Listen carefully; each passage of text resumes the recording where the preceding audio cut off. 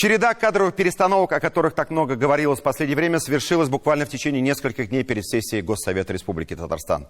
В масштабности перестановок нет ничего удивительного. Свои должности оставили трое глав Елабужского, Спасского и Зеленодольского районов, 2 министра-тяжеловеса сельского хозяйства, Министерства земельных и имущественных отношений и 1 руководитель агентства по печати и массовым коммуникациям. Поэтому в республике случился управляемый кадровый тектонический сдвиг. Но все аналитические прогнозы и гадания на картах были посрамлены после того, как стало известно, кто возглавит Министерство земельных и имущественных отношений республики. Причем еще днем, в четверг, официальный представитель Кремля сказал, что решения по этой кандидатуре нет.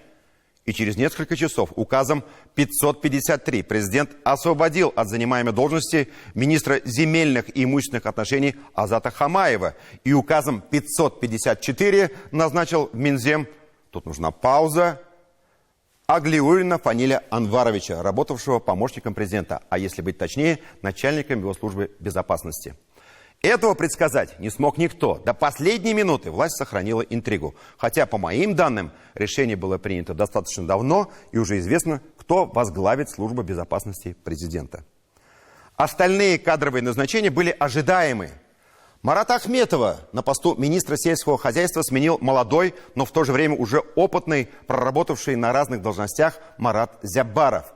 Его место главы Буинского района пока занял руководитель местного исполкома Ранис Камардинов. На хлопотную должность главы Зеленодольска вместо Александра Тыгина пришел бывший глава Лаишевского района Михаил Афанасьев. Его, в свою очередь, меняет хорошо показавший себя глава Тюличинского района Ильдус Зарипов, которого, в свою очередь, меняет Назип Хазипов, экс-заместитель министра сельского хозяйства и выходец из здешних мест.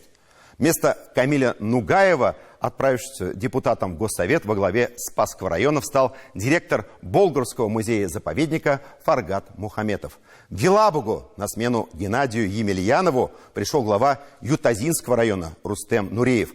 А на его место пришел начальник управления сельского хозяйства и продовольствия Ютазинского района республики Аяз Шафигуллин. Все выпуски программы «7 дней» смотрите на YouTube-канале ТНВ.